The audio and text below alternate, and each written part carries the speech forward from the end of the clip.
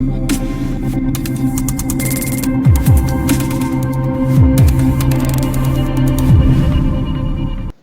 только что закончилась сессия 40-я госсобрания Тумана. Ну, рассмотрели 30 вопросов, но мы все понимаем, что подготовка была в течение определенного времени, учитывая сегодняшнюю геополитическую ситуацию в условиях специальной военной операции. Поэтому перед сессией мы по нашей инициативе, в том числе фракция КПРФ, проведем круглый стол, который рассмотрел все вопросы, связанные с частичной мобилизацией, с участием наших земляков, наших якутян сегодня в боевых действиях, те, которые ушли добровольцами, которые работают там по контракту, и поддержка их. Рассмотрели весь комплекс вопросов, которые приняты указом президента Российской Федерации, Республики Саха-Якутия по оказанию помощи семьям и поддержке наших участников специальной операции, участников боевых действий. Я сразу подчеркну, наша фракция КПРФ, как Центральный комитет, в вопросах оказания гуманитарной помощи одни из первых протянул руку в декабре 2014 года. По поручению нашей фракции, вместе с делегацией Центрального комитета, я в декабре 2014 года был в кабинете у Захарченко. Александр Владимирович, первый президент Донецкой Народной Республики. После того, как они прогласили суверенитет, не согласились с этим бандеровским неофашистским режимом, мы постоянно эти 8 лет оказывали им помощь вместе с некоторыми предприятиями и организациями нашей республики, в том числе. И поэтому более 103 конвоев организовал Центральный комитет партии 7-го был первый. Мы практически во многих очень участвовали и часто там бывали. Поэтому для нас это боль. С самого первого начала мы в этом, и сегодня республика одна из тех, кто значит, продолжает эту работу уже на новом уровне, оказывает помощь в восстановлении Кировского, города Кировская и так далее. Много построили социальных там объектов, детскую площадку во Врусельском районе. В 2015 году это был район, который подвергся сильнейшему атаке неофашистских сил, этих бандеровцев. Поэтому и в бюджете вот круглый стол помог нам сегодня. Не то, что помог, а помог все эти обобщить и учитывать недостатки по оказанию всесторонней помощи. Это одна из первых задач. Почему мы здесь на сессии не поднимали? Потому что до сессии мы рассмотрели за 2 недели весь комплекс вопросов. Следующий, который мы, фракция по подготовке к сессии, это арктические районы. Это снабжение арктических районов всем необходимым. По инициативе нашей фракции конкретно мы активно участвовали в том, что сегодня на федеральном уровне рассматривается вопрос о северном заводе. Но государственная поддержка до сегодняшнего дня северного завода всего лишь касается около 20% государственной поддержки. Это небольшие дотации, это цели немножко, но социально значимые продукты. Ну что там, 15 наименований, а остальное как, что нельзя потреблять или не нужно? Нет, конечно, нужно. Поэтому вот Северный завод, закон, он будет учитывать о Северном заводе, который значительно увеличится финансовая и организационная поддержка, вот это обеспечение нашего северо-арктических районов всем необходимым. Сегодня тяжелейшие условия. Ну, 3 вопроса на государственном сегодня на сессии. Я бы выделил 3 вопроса. Каждый важный, безусловно.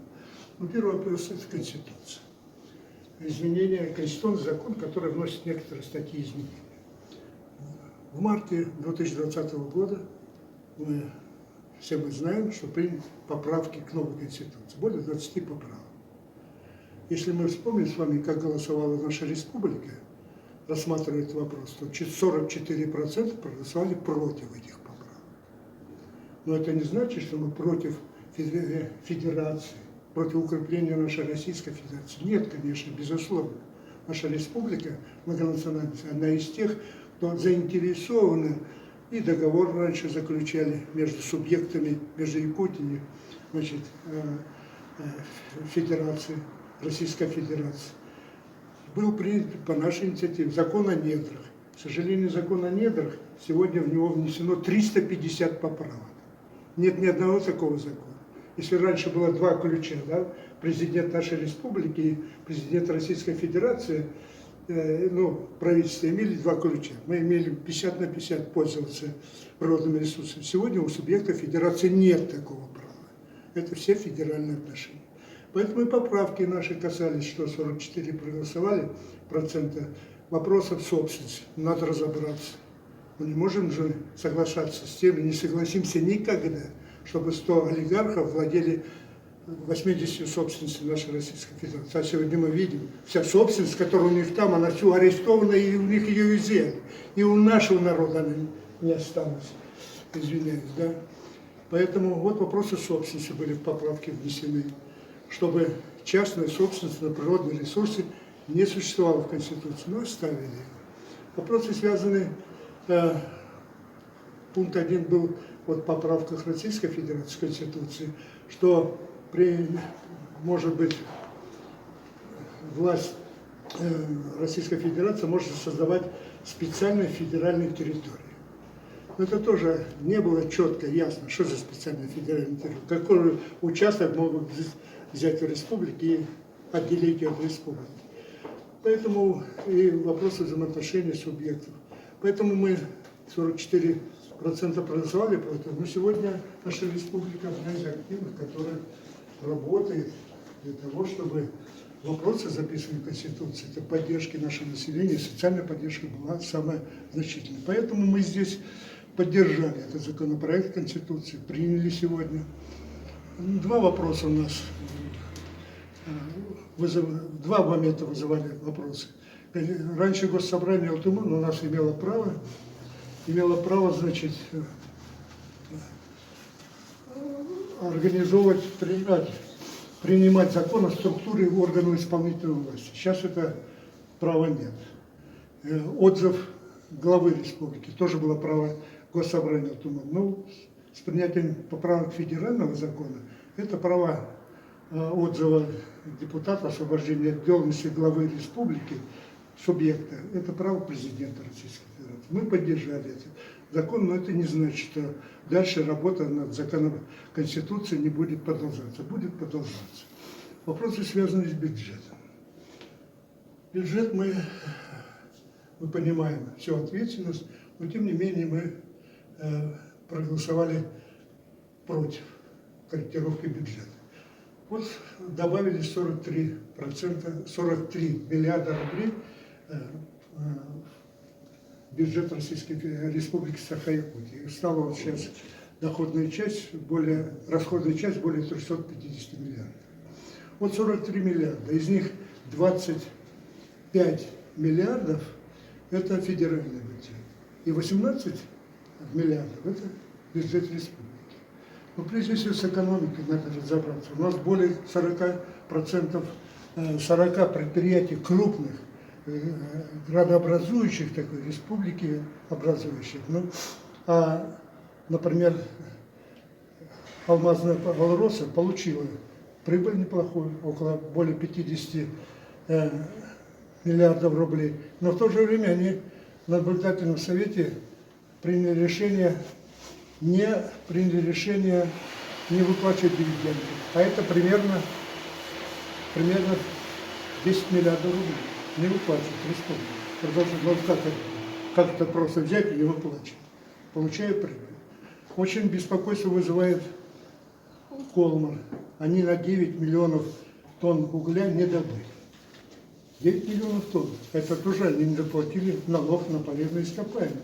Это тоже наши вопросы социальной поддержки нашего населения. Ну, прежде всего, вот за первое полугодие 2022 года у нас реальные доходы упали на 50% в республике. Цены зашли, сейчас немножко стабилизируются, но тем не менее за последние 5 лет реальные доходы на более чем 20% уменьшились населения нашего. 160 тысяч живущих на уровне бедности. Как это понимать? Вопросы социальной поддержки наших ветеранов. Вот мы неоднократно, наша фракция поднимала вопрос, ветеран, у нас есть ветеран Российской Федерации, ветеран страны, он получает, где бы ни проживал, льготы имеет, получает и поддержку по коммунальным услугам. А ветеран труда Республики Саха-Якутия получает эти льготы только когда проживает здесь. А выезжает, и его лишаются здесь. На каком основании? 50 лет, 40 лет здесь отработал, и уезжает, это льгота лишается. Это приличные деньги, которые дают ему возможность коммунальные услуги почти на 50%. Мы подавали в Конституционный суд, мы добьемся, чтобы правительство приняло этот закон, дающий право пользоваться этой льготой по жизни, где бы он ни проживал. Вопросы поддержки семьи и детства. Вот если внимательно посмотреть бюджет, то обратить внимание, уменьшается сумма поддержки семьи, это детей с 3 лет до 7, значит, до 7 лет, выплата на 800 миллионов рублей сократилась эта статья, ну почти миллиард. Почему? Потому что, значит, методика такая, которая сейчас введена в Российской Федерации, она касается, значит, что у нас уменьшается число детей, но у нас не уменьшается. Вот мы с этим разберемся обязательно, чтобы ни в коем случае многодетные семьи, семьи с детьми не получили все, что им необходимо. Обязательно мы этим добьемся. Поэтому вот эти вопросы будут постоянно у нас, как всегда, на контроле. И вопрос, который тоже касается поддержки многодетных семей. Принят закон, который дает право, значит, семье получить деньги на покупку земельного участка. Не земельный участок, а покупку земельного участка. И сумма там определена 200 тысяч рублей. Но 200 тысяч рублей нормально сейчас участок не купит. Наша фракция внесла предложение все-таки эту сумму пересмотреть, протокольно записали, пересмотреть, увеличить ее до 350 или 400 рублей. Обязательно. В 2 раза надо ее увеличить. Цена земли очень большая. Вопросы, связанные, я бы тоже хотел затронуть. Ну, во-первых, мы с гордостью сегодня восприняли указ президента Российской Федерации о почетном звании присвоения городу Якутску. Ранее был Алдан, Роза Васильевна здесь, значит, представитель Алдана. В Алдане, кстати, у нас 25 героев Советского Союза, из них 7 из Алдана. Из 25 7 Алдана. И золото умели добывать и воевать тоже, как и наши земляки, все наше население. Это ответ тем недоброжелателям, врагам, по сути, которые хотят внести национальную рознь нашей республики.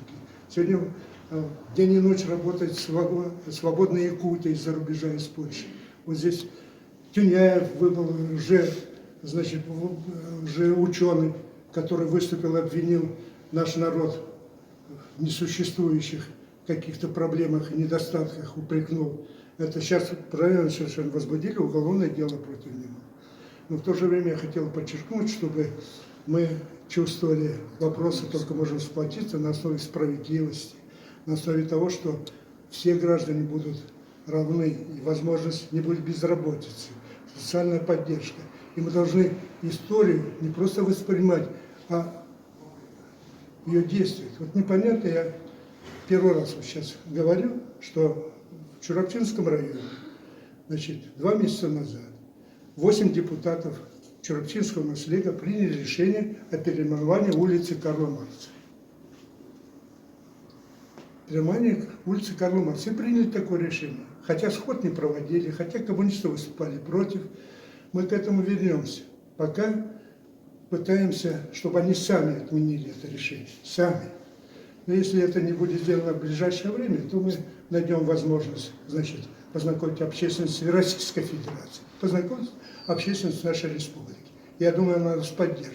Хватит этим заниматься, переименованием улиц. Хватит. Поэтому вот и на это я бы хотел обратить внимание. Ну, после сессии закончилась, но наша задача продолжать над ее выполнением.